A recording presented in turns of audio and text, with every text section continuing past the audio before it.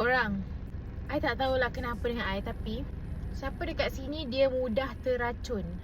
Akulah tu aku. Tak, tadi lepas I pergi massage tu kan, lalulah dekat bawah spa tu.